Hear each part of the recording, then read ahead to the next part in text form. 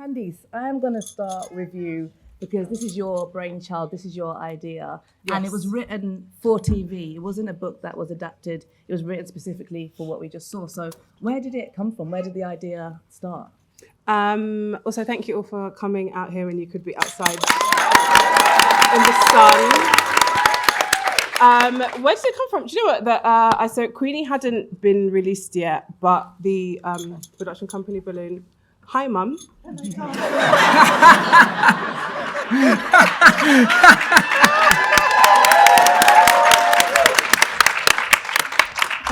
Thank you for coming. The production company Balloon, they got in touch and they were like, hi, we have this concept for a TV show, which is Black singer. I think South London was optional, but I'm from South London, so I was like, that's where she'll be. And it was like, yeah, so we want to do like a story, original music, what do you think? And I was like, yeah, okay, that sounds cool. And I'll give everything a go. So I thought about how much I love sort of like R&B and neo soul, but also how much I love like grime and road rap and drill. So I was like, can't you have a brother? And they were like, yeah, if you want. And then I was like, okay, so where did they come from? So I thought about their family. And so basically it was just like sparking off lots of ideas. But yeah, the family came pretty quickly. It feels like then it was a kind of open book then, you know, you have this concept, you make it big and you keep on growing it. Was the process, you know, from writing something like Queenie, was that process different to really getting into the sort of web and the family and thinking about how it may look on screen as well? Kind of. I think the difference is like when you write a novel, you're in the house by yourself. And then you write it and you give it to your editor, and then they say, here's some changes, do it. But with a TV show, you give it to a production company, they say, do it again. And then they say another 5 times, and you say, okay. And then the networks say, we want some changes, and you say, okay. And then you think it's done, and then the cast are like, I don't think my character would say that. And then you say, okay. Guilty! It's all love. And so it's that. So basically it's more collaborative, but in a way that actually it's really nice in the end because it's less lonely. And so you go from being like in your house to being like on a set with like 100 people. And the end result is for it to be authentic and for it to feel authentic. So you mentioned about, you know, the cast members saying, I wouldn't say it like that. But for you, was there anything that you were like, no, we're not doing that. That's not going to run? Oh, loads of things. No, I think, you know, I had like some specifics around music. Like I was like, when we do rap, it would be good if it was live. So it doesn't sound like really, really terribly pre-recorded. So I think music was my thing mainly, but also just keeping it authentic. But John, who directed the first block, he kind of got that. So it kind of felt like I wasn't on my own in that, if that makes sense. And for you, John, was when you're filming and you're thinking about how things are looking and what you want to portray, how did you kind of bring that authenticity into it? Oh, hello. Yeah. I guess it's kind of know the world. And obviously spoke with Candice quite a bit to try and get into her head. But it's quite, you know, we like this kind of music. It's not foreign.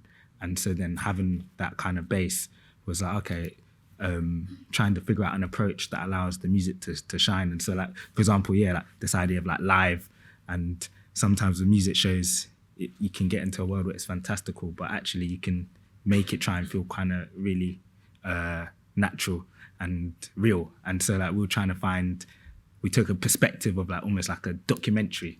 So like you're kind of there in the room and sometimes it's really smooth and sometimes it's hectic, but like you just feel like you're just kind of there. So almost you don't even almost realize that music's happening. And also kind of just chatting to everyone, and because everyone's has an idea, especially cast, of like the characters and the world. So it's like, does this feel real? Do we all buy it? Do we all feel this feels like something that we believe? And then it's like, yeah, okay, cool, we believe it. Cool, let's go from it. And I think it's really good because I think, from the base, there's like, we're all kind of reading the script and be like, all right, cool, we get this world, this feels good. And so that we can just kind of try and go from there. And I think, you know, it has to be said, to be able to sit up here, see a show that's going to be going out on prime time, BBC, with a black cast, you know, a black writer, a black director. That's big. It really is. And that's what makes it so heartwarming and so like we're all rooting for it. I want to talk to Malcolm and to Déja. So not only are you having to act, but you're also having to sing, rap, perform as well. Did you know that when you went for the roles? When we originally did the auditions and stuff, it came with like having to do a rap anyway. So I kind of knew I didn't know what was demanded of the character in terms of all the musical numbers he was going to do, but I knew that it was rap incorporated. So I love the musical numbers, by the way, every single one. But I think the whole process was just, for me, I don't know how Déja felt about it, but for me, it was almost like meshing of two worlds that I've been trying to mesh for a very long time. I've been making music. All my friends know this about me. That even one of my close friends, Shaki's in the audience somewhere. We were going to studio at 14 years old. So like just to see all these things come into fruition and like be able to use both the tools I feel like I possess, it was an amazing experience for me. So I kind of like was confident in my process. And you, Déja? I did know that I'd have to sing. I just didn't think I'd have to sing that much. It's false. I had to sing a lot. Yes. Sorry. But it's false information I gave myself. Yeah. I've always been like a straight actor, as in like always just trained in acting, not really singing on the side or anything like that. I've always been like, had a background in singing like church and stuff like that, really gospel sounds. Where's my church? Where's my church family? My church family's in the audience. Amen. Sorry, you had to see those scenes. But you know what? It was a beautiful journey because I've never been like overly confident when it came to singing. Like even my audition, I was very like, I'm just gonna get these 2 numbers over and then go to acting because that's what I do. But yeah, over the time, I just felt myself like becoming a lot more confident and feeling like a lot more like all-rounded, like as an artist. Like, wow, maybe I'm not just an actor, maybe I can do this singing thing. So yeah, it felt really good. And yes, I wasn't quite prepared for the amount of music that would be involved, but it was great. It was good. And that's part of Vita's arc as well in the episode, going from that, I think, because to being like, no, actually, I'm a singer. So that's kind of you were really going on that personal journey as well. And the character Vita, when you sort of saw her, written down and had conversations about her, what was it about her and the dynamics of her that drew you to wanting to play her? I've said this to like everyone. I felt like Candice knew me before she knew me because she was literally writing about things that were happening like in my life at that time. I was due to the fact that she was from South London. Where's the South London?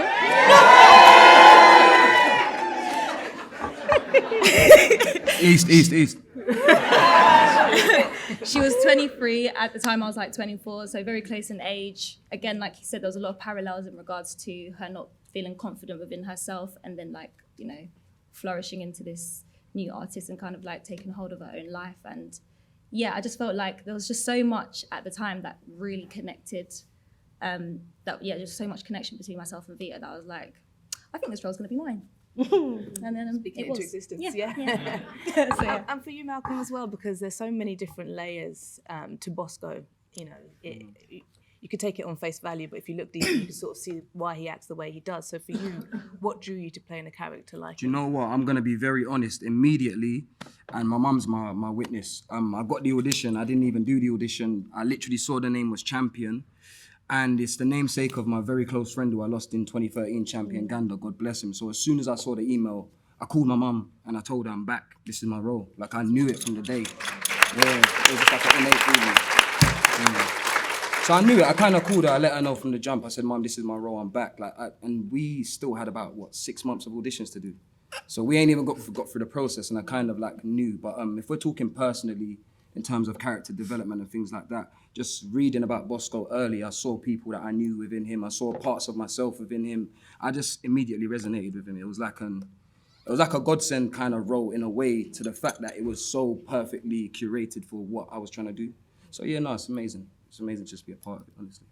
So the right fit for everyone, pretty much. And there's so many sort of breakout themes. So the main headline is an artist, his sister, that wants to get into the music industry as an artist as well. But from that, what, Candy, some of the other themes that you really wanted to get across and to explore?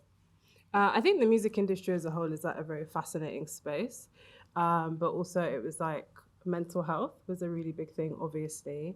And I think that we all, if we're on social media, we have a look at what musical artists are going through and how unsupported they are, and thinking about how that explodes into their lives and what it does to them.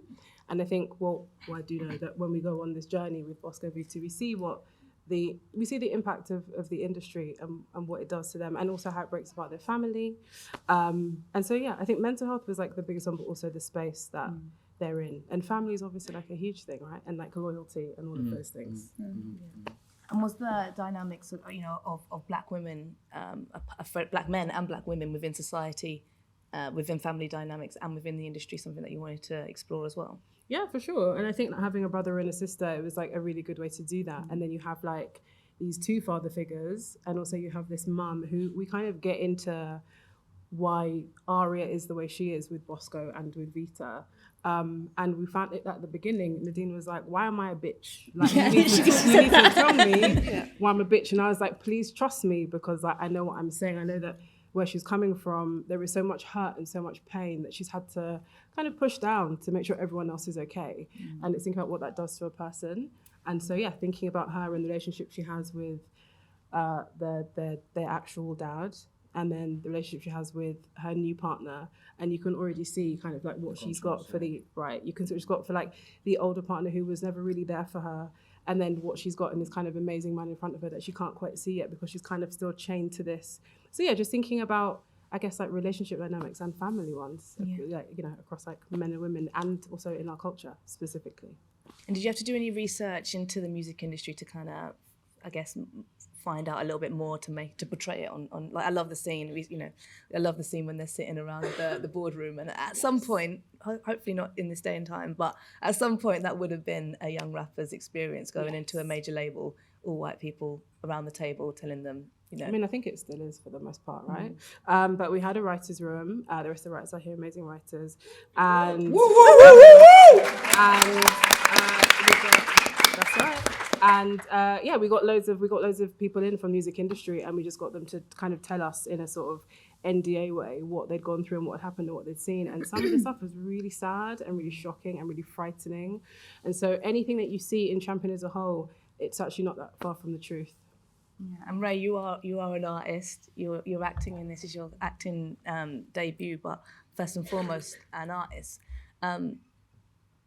In terms of thinking about the music industry and your experience as well, do you feel like it matched? Yeah, absolutely. I feel like the writers did a really great job of showing a true experience of the music industry in a way that I was even surprised, you know, to see how very on the head they've gotten it. Especially my favorite part is seeing, thank you babes. My favorite part is seeing Bosco's journey with his mental health, and I feel like that's something that really needs to be touched on, because with male artists in particular, that's something that they hide and they don't talk about. But I feel like most artists deal with anxiety and pressure, depression, and the highs and lows of being on top and then, you know, falling off.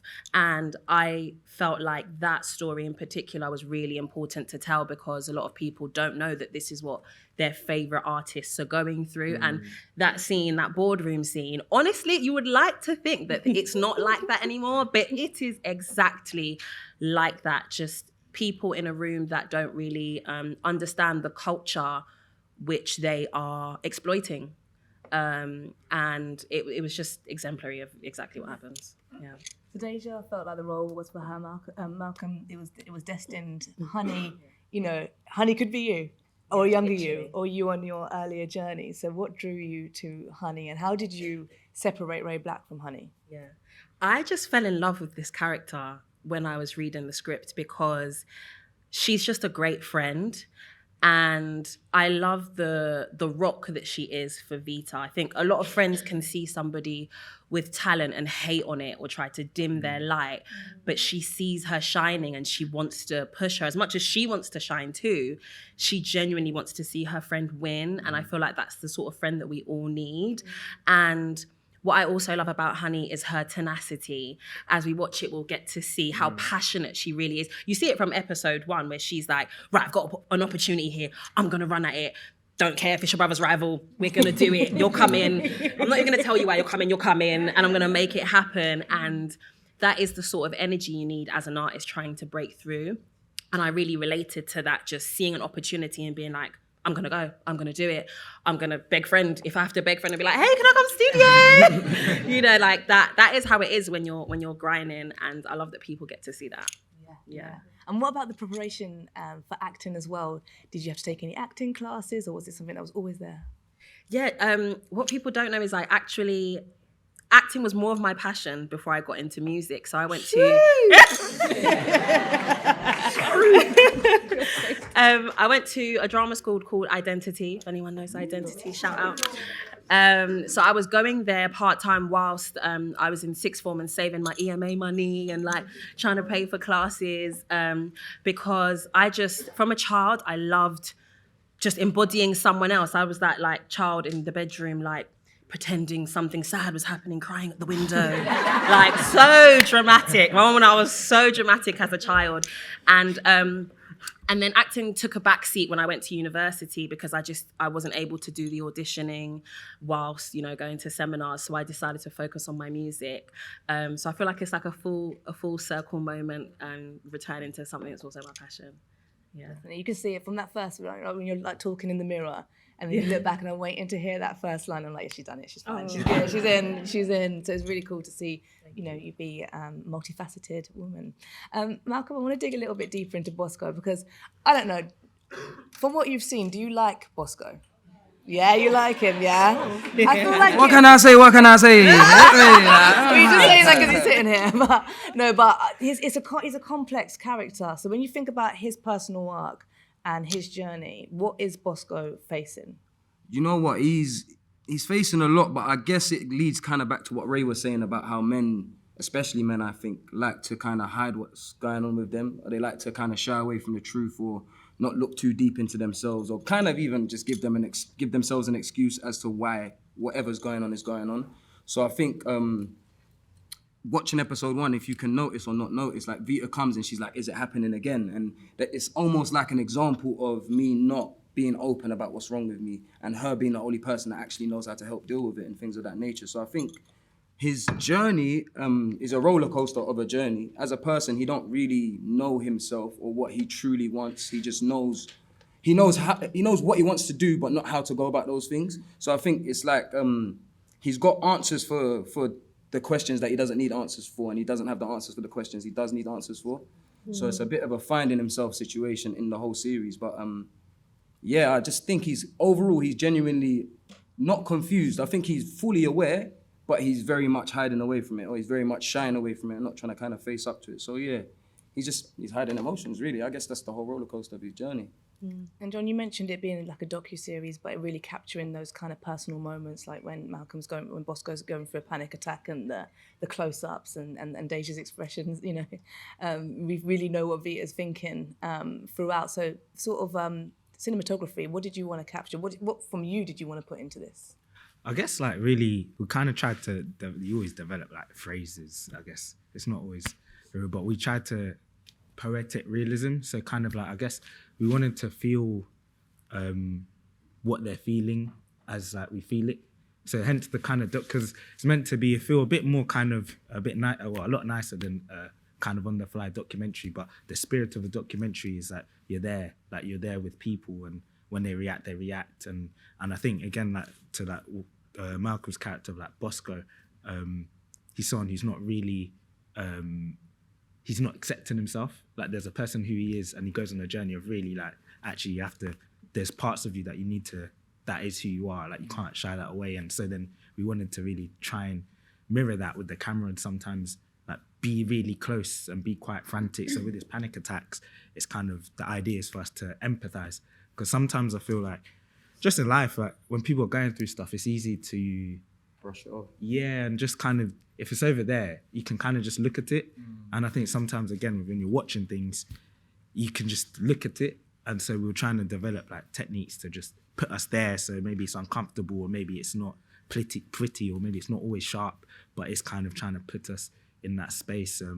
So yeah, like, that was kind of our ethos with the cinematography. So yeah, when people look, we look with them, and so trying to create this like movement kind of aspect. Yeah. Feel it as well, because I thought the police scene, yeah, that was really uncomfortable. It made me feel like, you know, I'm sure a lot of people here, it made you feel, you know, weird and anxious about what's about to happen, and knowing that it could go in so many, you know, different ways. To write it, to direct it, to film it, what did you guys want to show for that scene? My niece is here, but she's 2, so it's fine. Fuck the police. That's literally it. It's just, I think it's a disgusting institution, and I think it is rotten.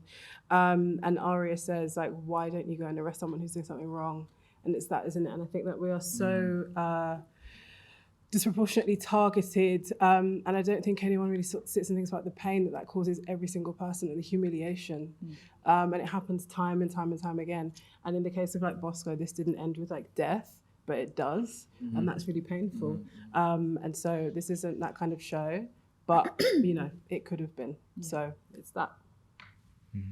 For me, I'd say in that scene particularly, I just wanted to emphasize that they do the absolute most for the bare minimum when it comes to us. Right. Like a lot of the time, you saw it was a noise complaint and they licked off the whole gate. Do you know what I mean? Like, I guarantee you, if it was someone of a different demographic, sorry to say, that they would definitely just probably knock the door, have a warning talk or some sort of thing. But like, there's a narrative that's kind of built, which kind of leads us to be aggressors before they've even kind of identified us. So now when they walk up on us, they have to be aggressive immediately in their eyes, which obviously is a bad approach for anybody. So yeah, I think the main headspace I was in as an actor was just trying to emphasize that this was genuinely about nothing. Do you know what I mean? And that happens a lot. Like, I know a lot of people that get in trouble with the law for literally nothing, standing there, being a part of it, just being on the road, do you know what I mean? So yeah, it's just more about just identifying how hard we get targeted. Déja, do you want to add anything? Because your character kind of swoops in to save the day. Obviously, I'd read the script and seen that, known the day that it was going to come, that we had to film that scene, and I was kind of dreading it, not because it's a bad scene, but because it's just not a nice scene to film. Yeah. You're a great writer, just in case you need that from me. No, but yeah, I just was dreading it because I just knew it wasn't going to be comfortable, and you know, it kind of brought back a lot of stuff. Like as a youngster, just like you kind of become so normalized to some sort of behaviors. Like I remember like being young and just like me and my mum driving in the car and like seeing someone from my church just like being stopped and searched for no reason whatsoever, and like their mum would never know or something like that. And it just brought back a lot of like those bad sort of experiences. And yeah, I just knew it wasn't going to be a great scene, to a feel good scene or anything like that, but it's something that needed to be done, something that needed to be touched on, as are a lot of the subjects in this show. And yeah, I feel like we portrayed it well, if I do say so myself. But yeah, it was a hard day, but I feel like as a cast and a crew, we all did an amazing job. Can I just want to shout out Nadine, because I think Amazing. it's in that really, it's like really fantastic. And I think sometimes you kind of, it's like, oh yeah, these are like, you know, people's sons and daughters, and actually like, that is really powerful in a sense, especially when you know the context. Because I guess on my part, what I thought was really cool, really interesting is the juxtaposition. Because usually, you know, people see stuff and there's always someone that's like, oh, but what did they do though? And it's like, actually, we've seen that they've just had a birthday party. Or maybe the music might be loud, but the force doesn't reckon that. And then to then kind of see like, the mum's, Nadine's like, Aria's just set this up and her son's just been taken for no reason. And it's just like, that happens to a lot of parents sometimes. And I just thought, it was really, just want to shout out, but trying to get that uncomfortable and that realization that, you know, sometimes there's no, what did they do? Because they didn't do anything. She was willing to risk it all in that moment to speak for him. And then you have not the comedic moment, but the moment of you know, like when she kind of, I thought that was, you know, brilliant. Like, yes, tell them. And that was all her, that moment. Really? That was all her. That was open dialogue. That was just her, just doing her thing, like, yeah. I mean, you got to work with some, you know, a lot of people would have seen some familiar faces, from Berez to Nadine to Aria's partner as well, like some Shout out Daddy Berez. Yeah, institutional, you know, black actors that we would have grown up watching as well. So what did you learn from some of the older cast members? Oh, that was my favourite part of the whole experience. Yeah. Like literally doing a scene with any of those four is like a treat. Like, can you imagine just coming out of drama school and getting to work with like generals in this thing? So yeah, big up all of those members of the cast. Like I learned so much. I felt like, I was just like watching them sometimes, just learning so much. It was just effortless when it came to them, and it was just just beautiful to watch and be able to work with. And it was such a learning curve for me, and I feel like it literally progressed and helped me as an actor to like just do more and make better choices. And yeah, it was beautiful. Literally, I've always said it's my favorite part of the whole thing. Yeah. Just watching them kind of create space in the text, like when they've kept the text original and things of that nature, and just kind of like watching the process. I had so many scenes with Dad, Ray Ferron, he's an amazing actor. And a lot of the times, like she'd have a lot of scenes with Mum and I'd have a lot of scenes with Dad. And a lot of the times, like, yo, like the scene with Dad today, oh my gosh. I can't wait till you see this. Oh, no. So like a lot of the times we were even in awe of just being in that moment, because you're learning so much, you don't even realize, like I'll do a scene with Dad and he's just staying still and I'm like, why is he not moving? Like, I would move right now. Like, do you know what I mean? So like, I just learned a lot of things about like spacing, timing, delivery, even just the process of building a character and falling into that and becoming one with the character. Just things of that nature. I just felt like every time I was in a room with like a Ray, Dad, Mum, Carl, who played Lennox, he was amazing as well. Absolutely, big shout out to Carl. Absolutely. Big shout out to Carl. There he is. Legend. Justice for Lennox. Being in a room with these people, it was such an uplift, and also it was a motivator. It made you know you're here for a reason. You're like they want you to be here. Do you know what I mean? People respect your work enough to be in these rooms with these people. So yeah, it was a real eye opener for me, and also it was just it was an amazing experience, learning experience for me. Yeah. And Joe as well, Joe Martin. Like, Oh, we can't forget Joe Martin. We can't forget Big Joe Martin. She was amazing too. So you have these amazing, well-rounded characters that are like, you know, so dynamic, so many layers to them. We get to know them very quickly in the first episode, and obviously we won't, you know, do any spoilers, but it just continues, doesn't it? Another thing about authenticity was the music scenes, the actual performances. And you said to me, John, when we were sitting down, you didn't want it to get like Glee, you know?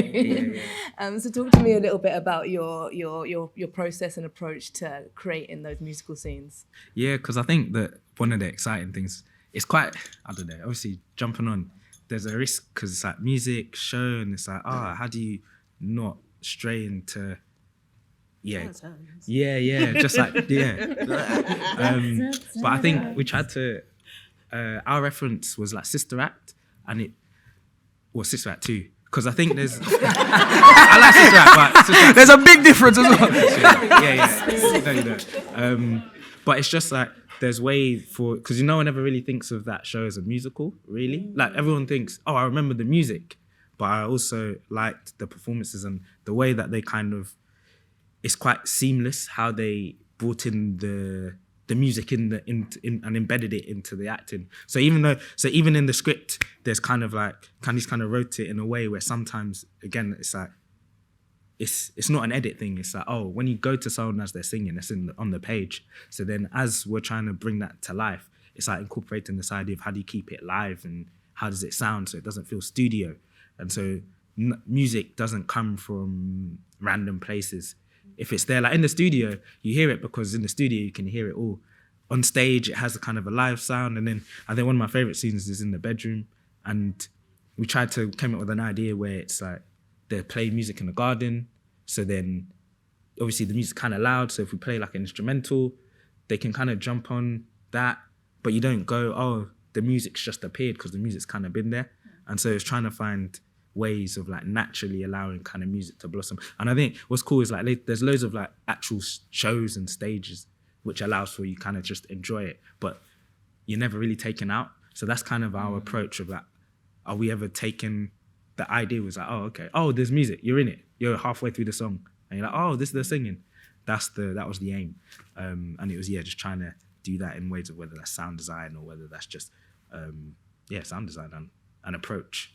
And the music is great, the lyrics are great, the bars are great, like, you know, you little rapping next to me for Bulla, That's My Girl song, you know, it's kind of the anthem for the show. So Ray Black, tell me about your music exec role. Oh my gosh, I had so much fun making the music for this show because I got to step into the shoes of the characters. And as an artist, when you go to the studio, sometimes you're really in your head because it's about your story and your vision. You're thinking, what's the music video gonna be and all of that. But for this, it's just about telling someone's story and you're not thinking about all the other things around it. And one of my favorite songs to write was actually a song that's really personal to Vita, and Honey and Bosco perform it. And what Candice said to me about What did I say? Candice was just saying that moment, that song is about Vita always being in the shadows, living in her brother's shadows and not feeling seen and feeling afraid to step out of her comfort zone. And for me, it was just really about that raw emotion of not feeling seen. And so I wrote a song called Shades of Blue, which is my personal favorite. And it's just, you really get to feel her pain. So I really enjoyed that process of bringing those emotions to life. Or the My Girl song, I just pictured what it would be like, a song that the two characters, the two best friends wrote when they were growing up, and what that would feel like. I wanted it to have that childlike nature, but also feel like it could be big. So you can hear how special, Vita's songwriting is. So I had a lot of fun just stepping into those shoes. Yeah. Yeah, it was like a dream job and a dream role. Absolutely, yeah. And for you, Candice, having someone like Ray BLK coming forward, what were some of the conversations? You sort of talked a little bit about it already, but from you, kind of, what was you saying to Ray? Like, we need to do this, or because you'd already kind of pre-written the songs in mind a little bit. No, so I kind of knew that every episode would have 3 songs. And so it was the kind of core music team at the beginning was me, Hattie Collins, and Kat Greaves, who's the music supervisor. So it was just us 3 just over WhatsApp being like, okay, so we need to make an album.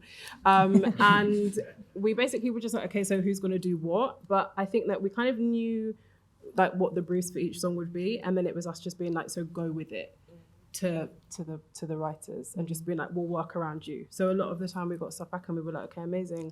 How do we build it into the episode? So it was kind of like a bit scripted, but also like it was kind of free reign for them to do what they needed to do, because I'm not a musician. That's not my job. But like,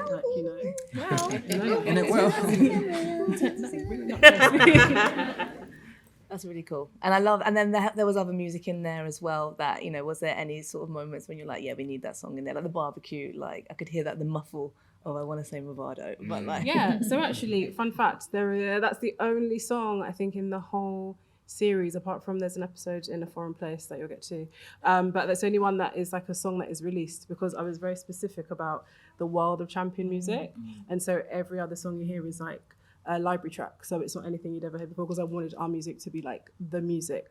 I am very controlling, as you can imagine, and so yeah, it was really important that it was just like, this is our stuff, but obviously Movado just snuck in. It worked. It worked. Yeah.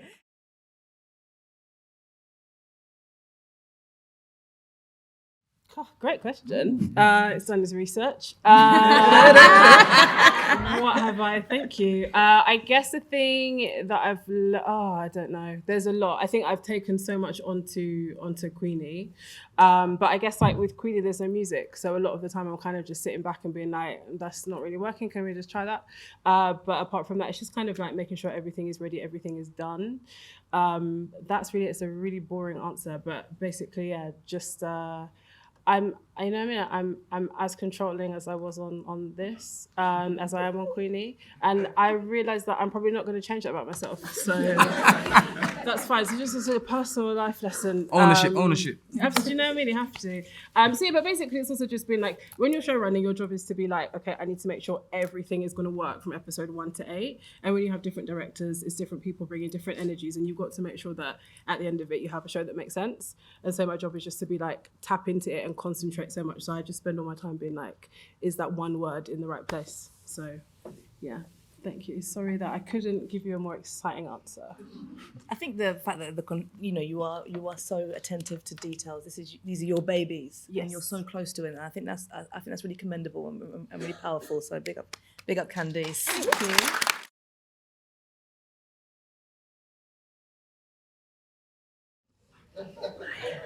you. I mean, it is like different, isn't it? Like, this is my debut in it, so I've never had to do anything. I've never done any TV in my life, so everything that you see is a new experience for me. So not just the sex scenes, it's the singing, it's the acting for screen, it's the having like a million people around you when you're doing your thing. That's all new. So I just adapted, like, as you have to be, like, you just have to adapt to everything. If they ask you to do it, do it. Well, not like that, obviously, within reason. But you know, you talk to the director, you talk to the intimacy coach, and you decide on a happy medium of what you feel comfortable doing, what you don't feel comfortable doing, what you feel is tasteful. I'm sure when John said he was given the scene, he wanted to make sure it wasn't like grimy. Do you know what I mean? Just suggestive, because it wasn't technically like a full-blown sex scene. Okay? But yeah, it was different. But I was very supported on set. We had an intimacy coach. And it was fine. I think that was actually our first scene together, wasn't it? That was the first time we met. Welcome.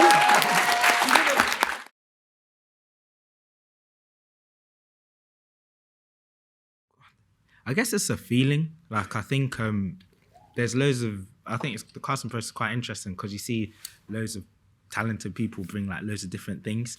But then it was kind of like, for me, it was kind of, seeing this person and then kind of then instantly imagining what they're like with someone else that we might have cast. Because with some people, it's like, they're really good.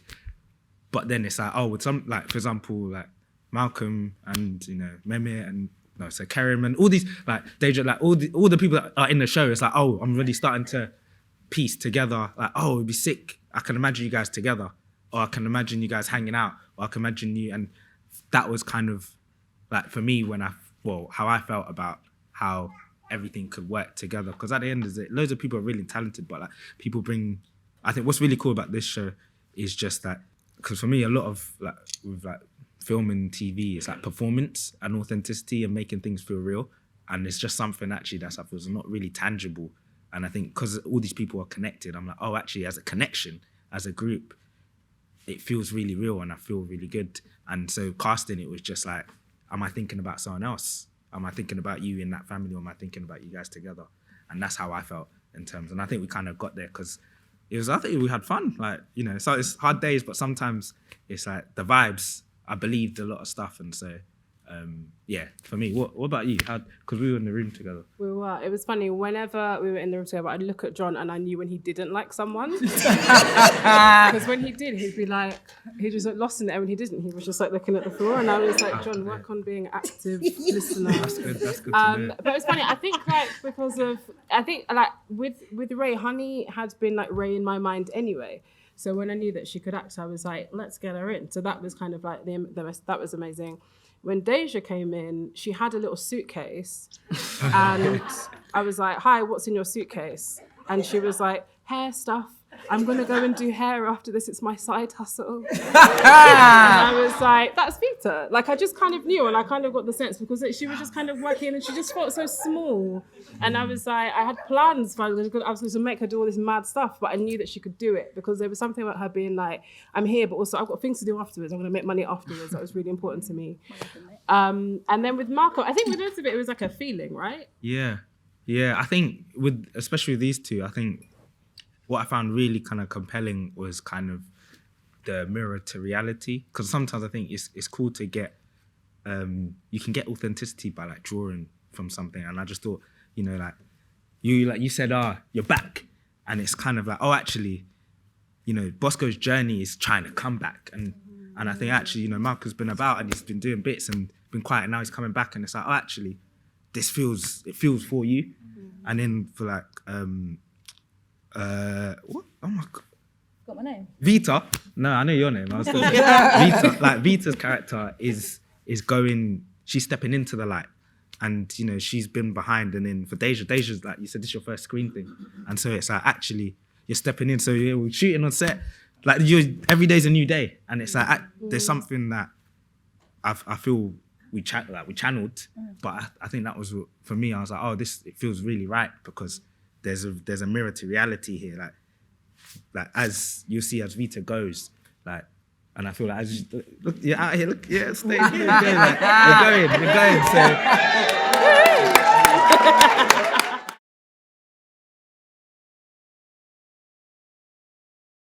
Well, not much. Just myself. You know, that's I'm joking. You know what it is? I think the elements I would have said that I brought most to Bosco. I think John touched on it really well. It's that element of just trying to make sure whatever you do is completely natural. Just trying to make sure whatever you do feels real to you. A lot of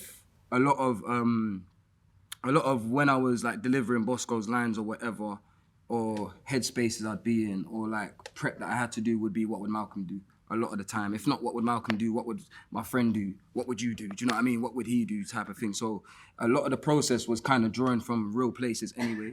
So I think I didn't ever have to over prepare for like the musical elements and those kind of elements. But I think in terms of like the mental health kind of slight arc we have there and like the panic attacks and things of that nature, I think I had to do a lot of research in terms of just finding out how other people feel when they're going through panic attacks and things of that nature. Because one thing about portraying something that's not fully real to you in your actual life, you want to get it right.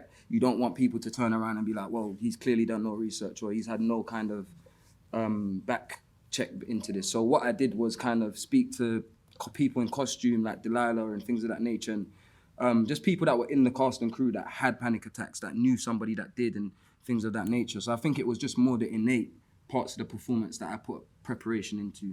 Things that I felt come naturally to me, I try to let stay natural and not kind of, if it's not broken, don't fix it type of thing, innit? So that's just my approach when I act. I just try to keep it as normal as possible.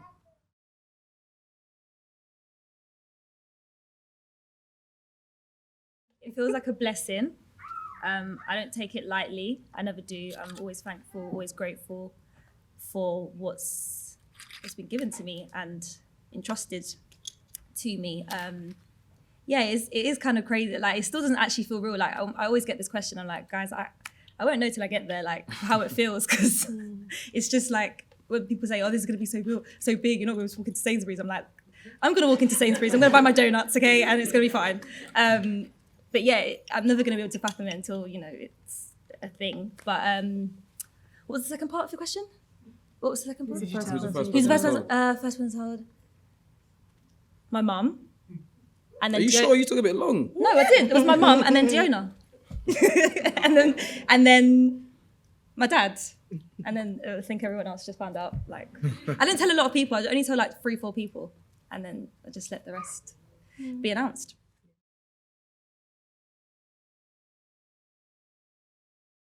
I definitely had a bit of imposter syndrome, which I think happens to every creative, everyone, to be honest, because it's such a big thing to be entrusted into me to be like music exec on a show of something that's never been done before in the UK. It's like, whoa, okay, I better do this really well. Not just so that I can represent myself properly, but represent the stories, tell the stories correctly, represent a demographic of people that are going to be shown. And I think I just, like Malcolm said, I had to remind myself that they asked me to do this because I'm supposed to. I'm meant to be here. And this is something I've basically been doing all my life, is writing music, acting. And I just had to remind myself that, and also just like trust the process and trust that everything's going to be okay. And Déja said, like, such a great team of people.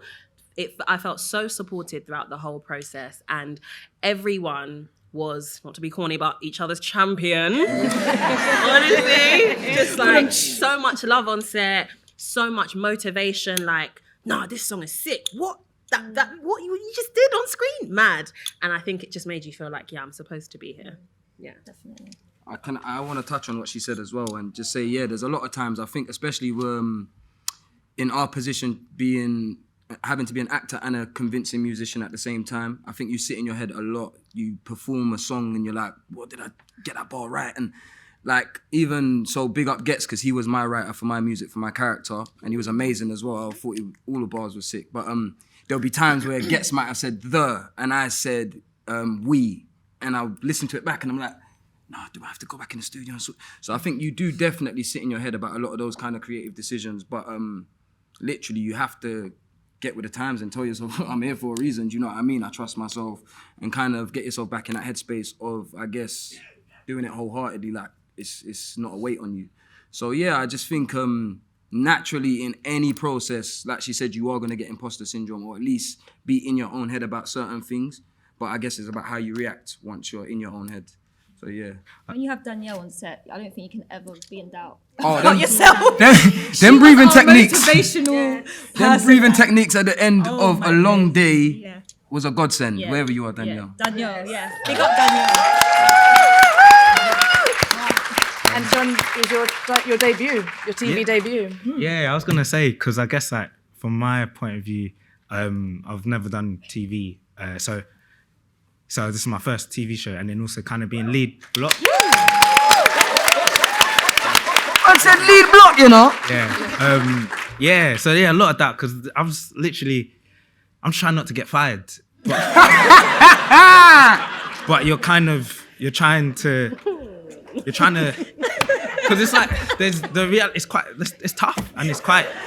It's positive, but it's like really like you're trying to do what's required of you, but also try and push it as well, and then also get up to speed. And so like you do have a lot of kind of sometimes doubt, because there's conventional ways of doing things, and it's like, oh, do you go to the conventional way? But that's maybe not what you believe, but you're behind, you're missing days, and it's like, can you do this? And so yeah, you have a lot of doubt. But one thing I definitely kind of learned, because first week we didn't make any days, and then people were like, and you're like, you're like, no, but I think I could do it. And then I don't know, can you do it? I don't know what's going on behind the doors, but we stick together. That's how I know it's a true team, because I'm here. But yeah, I'll say the biggest lesson is like the bounce back, because to come back from doubt, every day you're doubting yourself, but it's a new day. So it's like, well, you just wake up and you go again, and you see how you go. And as we went, for example, days just get better, and you're like, now you're making your weeks, now you're doing the stuff. And so yeah, like you have doubt, but I think as long as you remember, next day's a new day, you just bounce back and you just try again, and then eventually I think it starts to settle down. That's what it's like for me, but yeah. Do you want to add anything, Candice, as a budding, for anyone here that's a budding author or writer? I don't know. I feel like when it comes to work, I just don't doubt myself at all. Because I'm just like... Energy, come on. No, not even that. But I think I'm just like, I know what I set out to do, and I always think... It's exactly, but if I want something enough, I'll get it. And if I didn't get it, so I didn't want it. And so I just think like when it comes to work, I always just go for it. And I'm also very headstrong, I'm very heartstrong. Everyone knows that many times I was like, oh, if we do this, I'll quit. And so, yeah, again, controlling. And so, yeah, I think I'm just kind of like, I back myself when it comes to my work. And I think we all just have to back ourselves. And actually, Malcolm, you are my favorite person to look at in that. And you inspired me a lot because you always backed yourself. Come on, look, you're not hearing this, yeah? All right. He ain't lying. But he did. And it was really important to see that and to like feed into that. And like all the cast are incredible. I loved working with every single one of them. The directors, I learned a lot, and that was amazing. And I think you can always learn, even if you think that like you know what you're doing. And so I think it's that balance, isn't it? But yeah.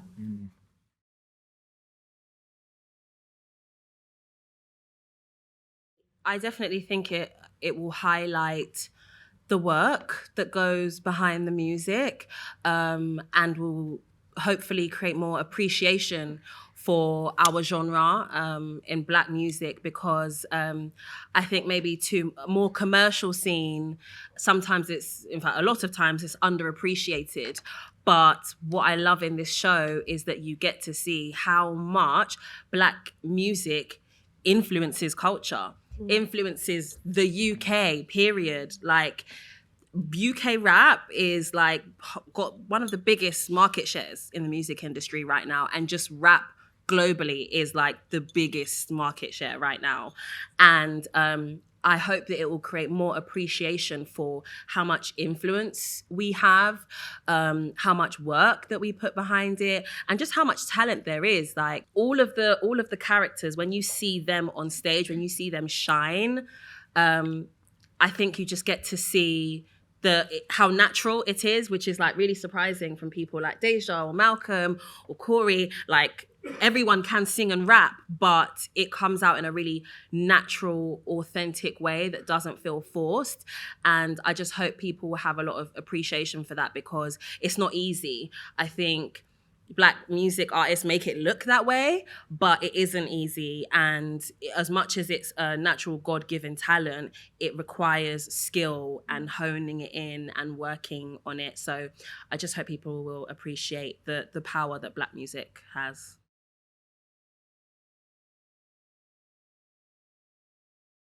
Well, I just think it's thinking about there are positives and everything, and I think we just always see the negatives, and the positives are literally there. And so I wasn't really interested in any of the negatives because I don't think I'm the one who needs to start drawing them out. I don't think any of us do. So it was just being like, look at all the amazing stuff that the industry has to offer, look at all the amazing stuff that music has to offer for us, and let's talk about that instead. And I think especially when it comes to music, the Black excellence side of music gets swept under the rug. So what we're doing great and what we're doing that's positive and what we're doing that actually builds and leads a good message doesn't really have the same strength as negativity. Like negative subjects and things of that nature seem to kind of be what sells. So I think also just this show being a show that consistently shows Black artists in a good light, in a positive light, and shows that we can actually do successful things for ourselves. It's just amazing. I prefer that. For my process anyway as an actor, I prefer being in that kind of world than to being in a world that's just like immersed in violence and things that I guess most of us would have seen growing up or grew up around. It's like, it's too generic for me. So yeah, just being in a place where it feels a bit fairy tale-ish in the sense that you don't see it enough in our community, but you want more of those stories. Do you know what I mean? You want to show people more positive kind of examples of themselves. Absolutely. So yeah, I think that's like really important for the story. And just to add, I think also sometimes what happens is a genre, like people don't listen to the songs. Like, you know, as like Malcolm was saying, one song goes and it might be super negative or whatnot, but actually there's a whole heap of songs, but no one's taken, if you don't understand the music, you don't take time to listen to the lyrics. Whereas, and it's like, just because it's got a drill beat doesn't mean man's like drilling. It's like, exactly. They're just talking about things. And I think, especially in this show, like when you listen, the music, like the second song's about like the beauty of Black women. And it's like, that's the lyric. And so I think it's just like lyrics and that there, just having like really kind of really just interesting and genuine, just normal things. That's just not getting painted with one brush. Yeah. Last thing, just to add to that, music is just an art form of self-expression, and all genres of music just express emotion and express what that artist is going through. And so we hear music artists talking about their drug addictions and glamorizing that in like the rock community, or we hear about over-sexualization of a young pop artist. But unfortunately, Black music is specifically targeted, and people don't look at the breadth of conversations that's actually happening within Black music. Like John mentioned, the song about the beauty of a Black woman. And another reason why I feel like this first episode is so powerful, the scene where the police break through, is because that is really the truth of what rap artists have to go through, just trying to make music and make a living for their family.